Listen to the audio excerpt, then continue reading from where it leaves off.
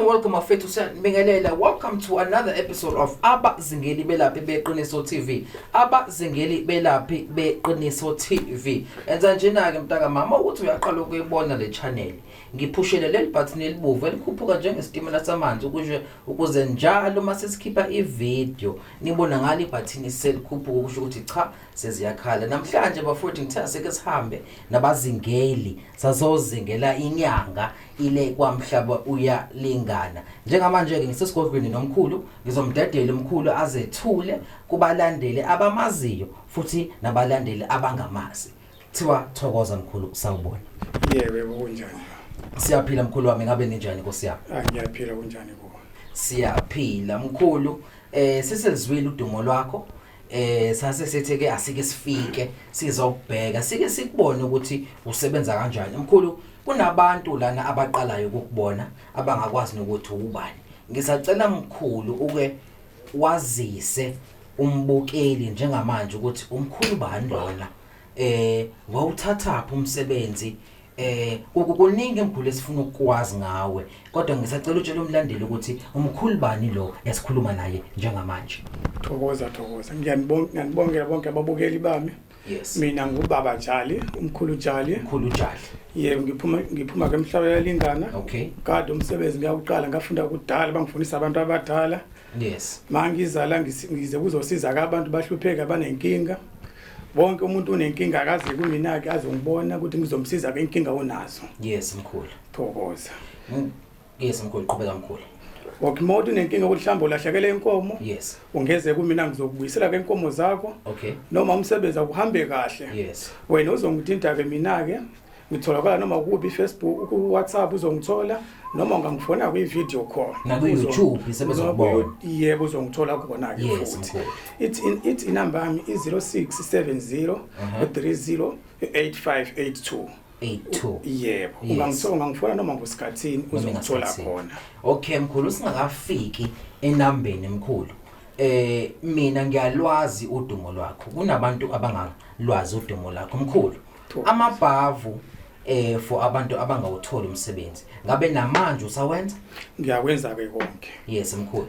Moto unenkinga lento awuthola umsebenzi oza ke mina ngizokusiza ke lokho. Yes mkhulu. Yebo. Mkhulu, ngizokubuza mina ngezinto engihlezi ngezwe ukuthi cha umkhulu Jali uyazenza. Thokoza. Mkhulu, ngabe namanje usafika ubethele emzini yabantu?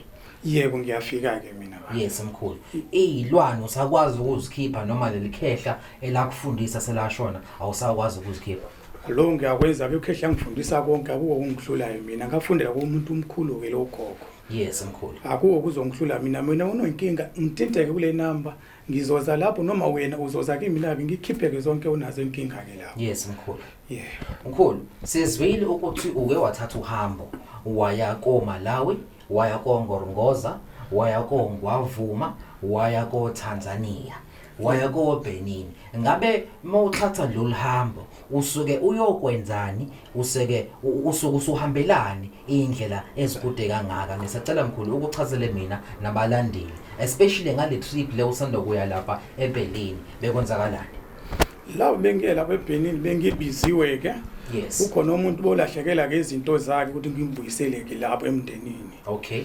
Njengoba uhambo lwami ngilapho eBenin kuyenza kulo msebenzi. Yes mkhulu. Yebo sengihambe khona ke izinto zakhe zonke sezihambe kahle zibuyile ke yena ke izinto zakhe. Oh, so umkhulu uphinde abuyise izinto ezilahlekile. Ngabe mkhulu kuyimfuyo, ngabe kuyimoto, ngabe kuyintombi ngisho engithandana nayo. Noma yini ilahlekela mina ngizokutshela kwena after for 3 days lezinto uzosibona sesibuyile. Yes mkhulu. Yebo. Noma intombi ulahlekele intombi ngizokuthembisa ngo3 days le ntombi izobuyela kuwena. Yes mkhulu. Yebo. Mkhulu, kunamuntu lana othi nakho mina ngiyasebenza ngifuna isikhundla. Nakho mina ngisemsebenzini nginecala. Ngabe umuntu uthi ufuna ukuphakama asikhulumi njalo ngesithwalo. ngabe umuntu uthi ufuna ukuphakama emsebenzini athole le promotion, ngabe namanje usenalo lelo bhodlela obanika lona? Lokho ngiyakwenza ke futhi na izinto zami zokwenzela ke zikhona la. Yes. Ngofuna ukukhuphula ke isikhundla sakho wona uzala nazi isikhundla ngizokunika zona ke ukuthi ube namandla emsebenzini. Yes, mkhulu. Konke ke lo ngizokwenzela ke mina ke lokho. Umuntu omnika isigubhu ngoba phela kunabantu abayisaba yikho. Ngeke ngimnike yena azofika kumina ngizomwenzela konke ke na Okay. ngizofika ayizeke endlini. Yes, Isigubhu mkhulu. ngeke asithathe. Ngeke asithathe. Yebo. Mkhulu, nangu umuntu lana kunabantu umuntu akasalala ekhaya, umuntu usehamba ecasha. Abantu bamfuna ngebhamu phansi phezulu. Ngabe mkhulu into yesibhamu noma into yezitha namanje usayenza leyo wayilandela lapha eMalawi? Iyona ngayilanda ke eMalawi la futhi kuyolanda khona eMalawi ukuthi ngithathe ke lezi zinto ngibasiza abantu banenkinga bahleze kuyicasha ukuthi bafuna ukubaleka bayenze njani ke lokho ngiyakwenza ke mina. Wena ufika mawuthi nenkinga ubaleka noma ufuna ukuvikela ke isibhamu oza ke kimi ngizokusiza ke isibhamu singangene kuwena noma une ukuthi sikhona izitha ziza kuwe singakutholeke la ukhona. Umuthi wecala mkhulu uyawugaya? Ngiyawugaya ke lo muthi wecala. Yes. Icala la kulisusu wena ungakholwa ukuthi icala lami selisiswe kanjani. Yes mkhulu. Yebo. Mkhulu, njengamanje ngithe ngibuka phansi ngabona igola, ngabona into ekuthiwa isigubhu. Ngabe mkhulu uyazenza na izigubhu noma ngabe lo muntu owayekusiza ukuthi wenze igubhu usahamba emhlabeni mhlawumbe usakwazi ukuzenza? Lokho ngiyakwenza ke isigubhu Yes, kodwa mkhulu. isikole isigubhu sihlukele ema size yakho. Okay. Kuwena ukuthi uzokhetha siphi isigubhu. Yes. Sikhona njengalesi khona kanje ngamanje lo sibona lesigubhu lesu 20,000 isigubhu. Okay. Siyakulethela ke imali ngenyanga mhlawumbe ku 2 million. Yes, okay. Nazi isigubhu sona sincane ke lesi sikhona ngizokunika zona mawusifuna ke nesigubhu. Ushuthi lana mkhulu yini lesi isiphakamo noma sengiyisithwalo lesi? Isiphakamo leza sona isithwalo. Akusona isithwalo. Wena mufuna isithwalo uzoza kumina sikhuluma umkhulu ngifuna ke isithwalo ngizokunika kodwa lesi isiphakamo. Isiphakamo lesi. Yebo. Mkhulu, uphondo lwemali ngabe le ikhaya sisakwazi ukulithola noma suwayeka ukulenza? Uphondo uyaluthola nalo ke la ekhaya. Yes. Mawufika uyaluthola ke futhi nalo. Yes mkhulu. Kuzodependa wena uzofuna iphi indlela uyithole ngayo ke lo phondo. Yes mkhulu. Yebo. Mkhulu, yazi lana mkhulu ngoba ngiyakwazi abalandeli abangakwazi. Ziningi induku onazo mkhulu, induku zoshukela, induku ilungu mkhulu namanje usavungiwe ngalo namanje ilungu usalapha mkhulu. Ngiyayilapha ke lokho. Yes mkhulu. Njengoba ngihambe ke eMalawi futhi bengiyozama ke lo munye umama kuyomlapha khona ke lo. Yes mkhulu. Ngilaphe yona ke ngibuye ngimsize na futhi lapha manje uhamba kahle ke lo muntu. Yes mkhulu. Yebo. Mkhulu, kunabantu lana abathi sebekhathele ukuhlupheka. Yebo. Sebehambile bazama kodwa akusebenzi lutho. Yebo. Before ngingene kwinto yemali, Yeah. ngabe mkhulu ngobe ngiyazi umkhulu uyakwazi nokusebenza nangedlozi. Ngabe mkhulu uyawulungisa yini umsamo noma uvale amanzi amnyama angena kuleli khaya? Ngiyakulungisela ke konke ngifike lapho ke ngizosusa ke into eminyama emgqekeni lakho. Ngizosusa ke konke silungise sigcinise umndenini wakho konke kuzohamba kahle nawe izobona ukuthi umndeni uhamba kanjani ke manje. Balendele Sport TV lesi esikhuluma emhlaba ngibona ngamehlo ngamba usuku lakho lokugcina. Njengoba ngibuza umkhulu ngalembuzo lena izinto engimazela zona noma izinto mina esengizwile. Mkhulu, Yeah. ngisacela sithi ukujula ke manje. Yebo. Ngisacela sike sikhulume ngento yokuphila. Abantu mkhulu bahluphekile abantu abanamali. Abanamali abantu angazi mkhulu ukuthi njengoba silana abantu ngabasiza kanjani? Le ngiyakusizela nginazo isikwama ngakwenza ke isikwama. Yes. Ukuthi uthole imali. Yes. Njengamanje ngakwenza nawe ubone ukuthi nabo abantu nayo imali singenzile ke kusikwameni. Imali mkhulu anguzwe kahle uthi wena kumina ukwazi noma igubhu zakho zikwazi ukuletha imali? Yebo. Isigumi sami sikwazi ukulethela ke imali endlini noma sebank singene ebank ngakwazi ukwenzela lokho noma singene esikwameni ngakwazi ukwenzela ke futhi lokho. Mkhulu, njengabazingeli thina sayisikholwe angazi noma niyayazi lento. Sayisikholwe ngokubona. Yebo. So nami abalandeli bami kumele ngibenzele iqiniso. So into engizoyicela lana mkhulu ngizocela ukuthi mina lento oyikhulumayo nami ngicela ukuyibona ngoba ayijwayelekile. So uma ukuthi uthi mkhulu wena lento uyakwazi ngempela ukuletha imali. Yebo. Esikhwameni. Thokoza. Ngisacela mina njengespokes TV ungikhombise lento. Hayi khuleka amanzi amancane ke lawo.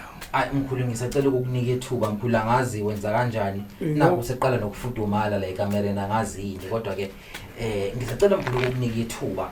Hayi wena khuleka ke lezi zinto ngizokwenzela njengamanje nawe uzoyibonela ukuthi uhamba kanjani ke ukuthi umkhulu uze la hayi kuzodlala. Balandeli njengamanje sisesigodlweni samkhulu uJali yeah sekunjalo futhi. Njengameni bona ke lesikhwama sinalutho.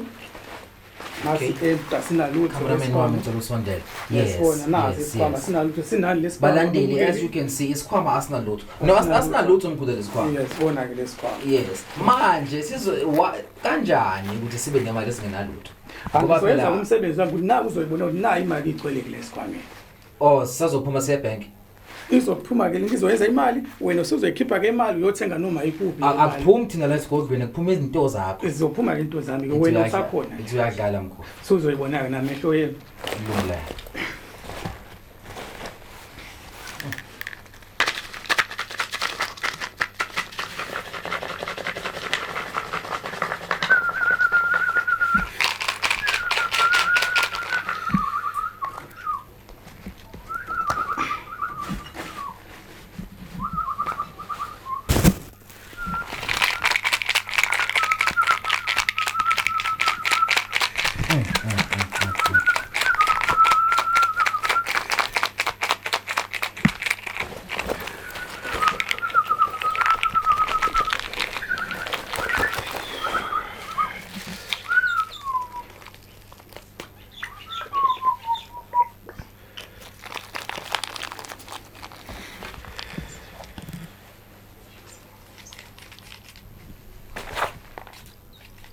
Mkhulu lento ayinabungozi lento. Abuko bungozi umsebenzi bana awuthintele uthi umndenini wakho lo amandla ami ke lawo.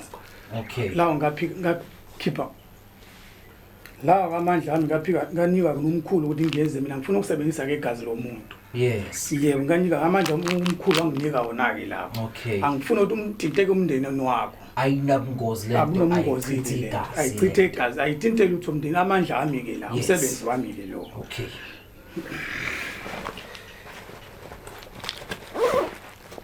Ilento emkhulu engiyizele la ekhaya ngiyezwa mina ukuthi uyabethela ngiyezwa ukuthi uyacupha ngiyezwa ukuthi wenza konke kodwa ngifuna ukubona lo msebenzi lo.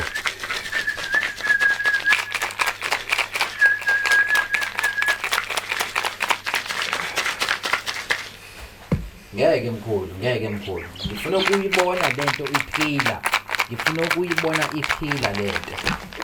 Wena usuzoyibona ke nayi izocala ke imali ke la ngizokwenzela imali mayipho ithola imali wena uzoyithatha ke imali uthenga ngaphandle ubone ukuthi hayi mkhulu Jali usungenzele imali nayi bengifuna angeke phenduke amaphepha nemali ngizokutshela ukuthi hamba uthenga ngaphandle ubone ukuthi nayi imali yasebenza yini hayi no mkhulu uhlezi sihamba uma niSport TV mhlaba ngibona ngamehlo ngabe usuku lakho lokugcina ngithaki ke ngihambe namhlanje ngizonibonela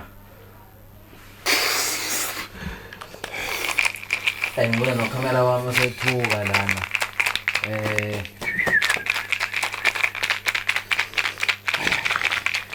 asike sibone abazingeli asike sibone abalandeli